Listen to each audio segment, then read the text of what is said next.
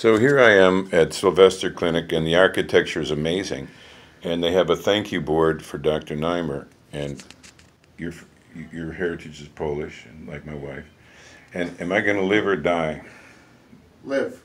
Okay, so my counts of white blood cell counts are very worrisome, Roberta. But don't worry, because that's not what counts.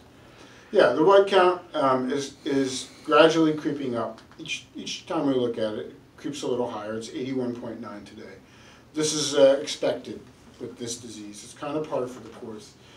And the decision to treat this disease is not driven by the white count by itself. It's driven by what happens with the other counts, especially the hemoglobin and the platelets, both of which are quite stable. 14.9. 14.9 in hemoglobin, which is exactly the same as it was last time. It is a very stability, healthy, normal range for that.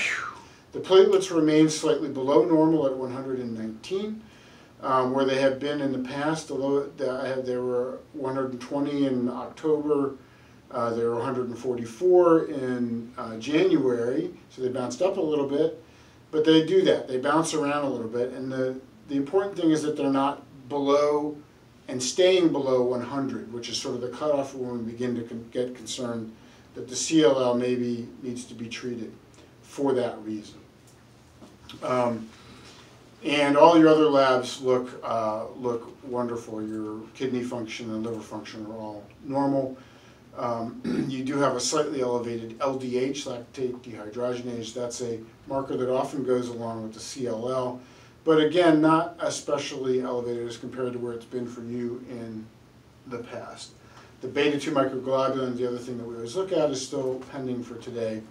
It's another thing that has gradually creeped upward, something that we keep an eye on, and can sometimes be an indicator that the disease is becoming more active, but yours has never really made any kind of a big jump. And then on your physical exam today, there was nothing that got my attention. There's no new lymph nodes, and your symptoms are, you don't have any symptoms that I think are connected to this. So I think you're doing great, and there's no reason, there's no indication at this point to do treatment against the CLL. And we keep you under observation, another appointment in 3 months. And at that appointment, we'll go ahead and get a new scan before that, just to see if there's any change from your last scan, which was a year before that. As far as the numbness of the fingers, that is a neurological rather than a circulatory or CLL etiology? It seems very much like a neurologic, the way you describe it, especially the distribution being in this part of the hand that really goes along with the it being a nerve.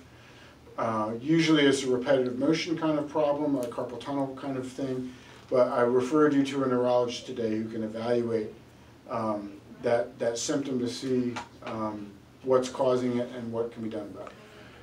Great. And finally, the little swelling of the lymph node behind the left ear doesn't seem to be very serious. Yeah, I could feel a little bump there. It's probably a lymph node. It's probably a bit more firm and more prominent than a normal lymph node, and so it's probably a site of the CLL.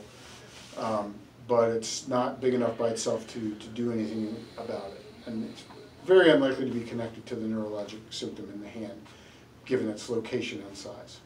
Thank you very much, Dr. Schatz. It's a pleasure to see how the architecture is so amazing here at this place. And keep up the bike riding, and may you not fall. I rode my bike last night, and I didn't fall. Very good. Did you ride your bike today? I did not today, no. Yeah, it's wonderful weather for riding a bike. Yeah. Over and out.